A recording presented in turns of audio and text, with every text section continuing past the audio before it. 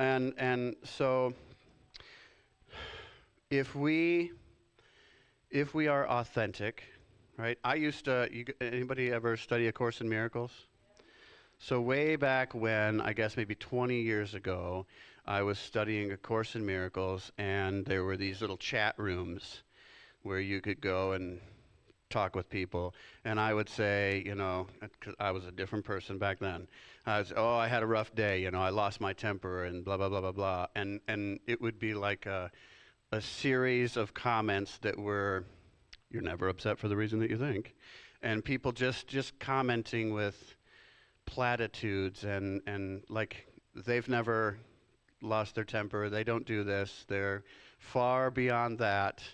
And I used to just think, I I know you people. I know you're actually human beings who have feelings and experience emotions other than oneness, I know, I know you're not broadcasting from the Himalayas. I mean, come on, be for real. And it used to just be so a little irritating to me. But I think, how do you grow? How do you grow along your spiritual path if you can't admit that you need to grow? If you're always telling yourself, I know, no, I'm good, I do good all the time. I do good all the time. I don't have any problems. I don't feel sadness because you know why? I'm one with okay. All right, cool. Good for you. I love it. That's honestly, if that's your truth, great.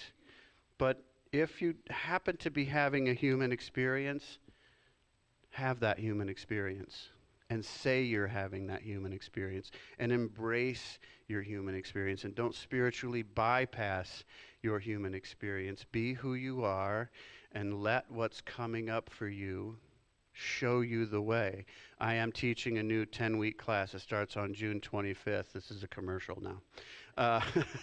But it's based on the book by Mary O'Malley called What's in the Way is the Way. And it's basically about, and there's a lot to it, but that what comes up for you, what is your struggle, is the way to freedom. It shows you what you need to work on. It shows you what you need to be with, allow it to be, find the thoughts that are causing you to have this kind of thought, this belief, work through it. Don't beat yourself up about it. Don't judge yourself for it, but love yourself for it. Love that thing that's coming up. Love your human side so that you can grow and continue to walk that path, take another step on down that road, right?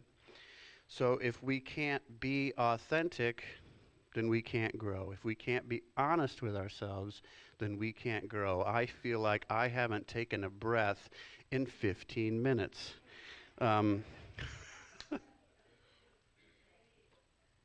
So if you express yourself in your own way, there's a couple of examples that I can think of. For instance, Buddha. Buddha was a rich kid, right?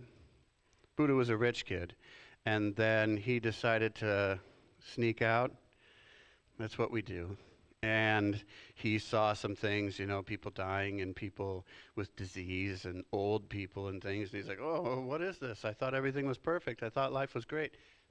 He did not run back in to the house and be like, no, I don't want to see that. No, none of that's real, anything. He said, let me figure out what's up with this. Let me embrace this. Let me understand the nature of suffering. And thousands of years later, I'm standing here talking about Buddha because he was an authentic person. And Judas thought that what Judas was doing was right.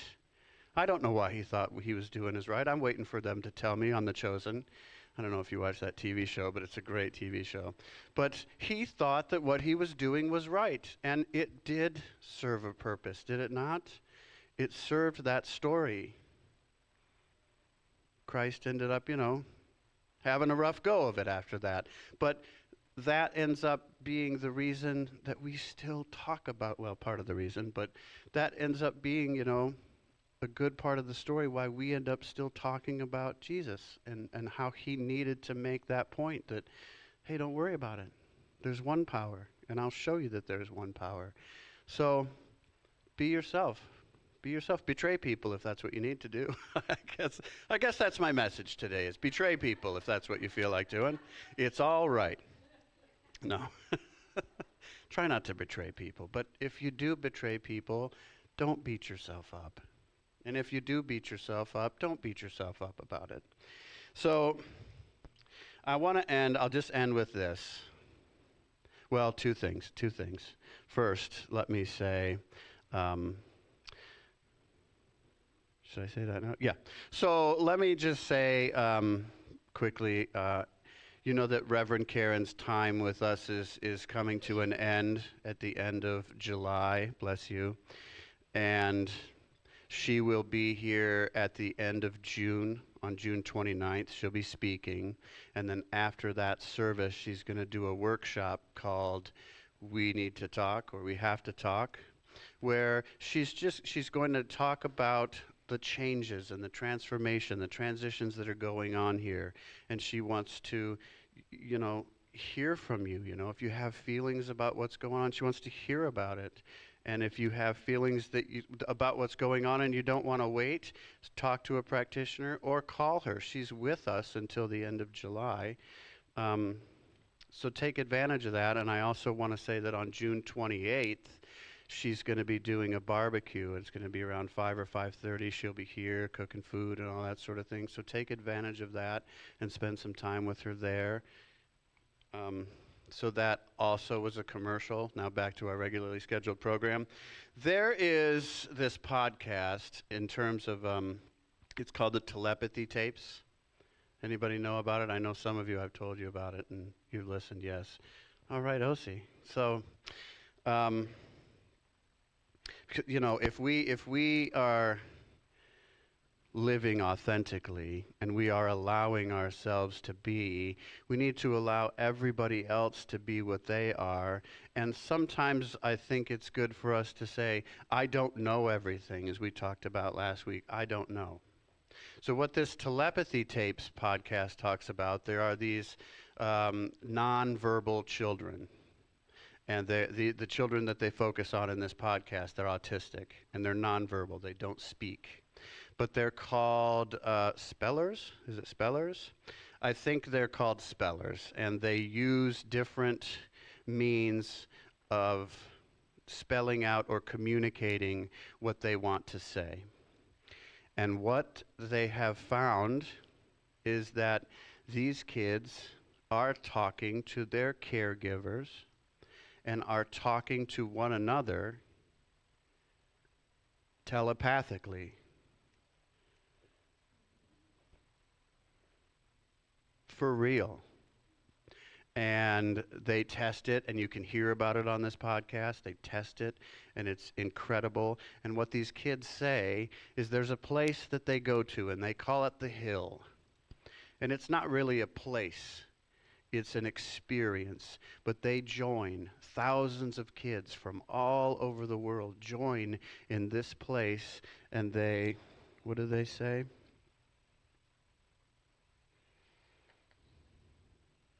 They talk to each other, and we meet there. We teach each other things. We pray for each other. And it's like this community of kids that have this ability. They go to the Hill. This is what one of the children said. And we look at these kids and we call them disabled. And we think that they can't do work. We think that they can't communicate.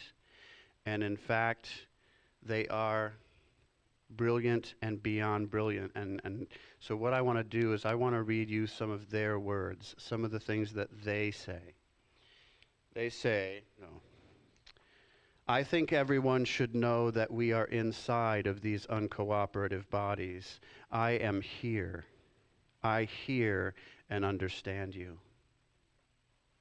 You are regularly missing out on the miracles that are occurring on a daily basis as we take care of ourselves, despite the damage your drugs and diagnoses are doing to us. And we would like to have access to more complementary therapies, sound healing, acupuncture, massages, kinesiology, tuning forks, shiatsu, and also Give us a physical space to think, preferably outdoors, without the TV or the radio, so we can heal ourselves.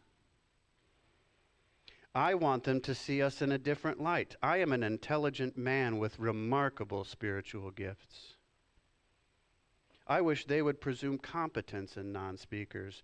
For humanity, I desire compassion and understanding for who we are. We are light workers. I am a futuristic human being. I came into this world with my eyes wide open, a pure, transparent soul here to help humanity evolve. I remember what most people have forgotten, and I am in tune with vibrational frequencies and can match specific frequencies to access and to transfer thought forms into words. This ability also allows me to communicate interdimensionally. Aspects of my personality actually travel through space to dimensions most can only visit in their minds.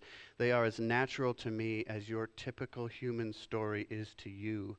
I help people know who they are and prepare them for shifting their desires from the material to the ethereal world where all creative ideas are birthed.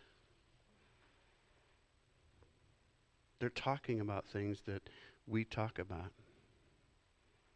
They're talking about things that we believe to be true. I have not experienced some of what they're talking about. But if you read The Science of Mind, Ernest Holmes talks about exactly this. The realm where all creative ideas have already come into being, and yet we simply have to manifest them.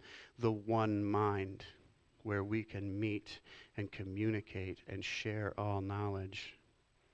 This is already happening on this planet with these children that we think are behind, and they are not. They are far beyond where we are. And the other thing that they say is the people that they communicate with, that they reach out to, they do so only when they sense love. When someone treats them with love, that's when they know that it's okay. So let's remember who we are. Let's remember what we are. And let's remember that that is what everyone is.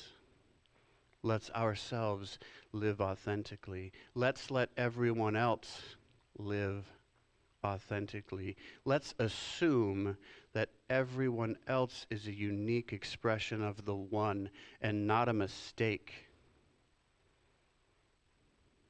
Let's embrace each other for our differences and because of our differences, and let's celebrate our differences. Instead of saying, I need you to be more like me. I need you to be from this country in order for me to feel you're worthy.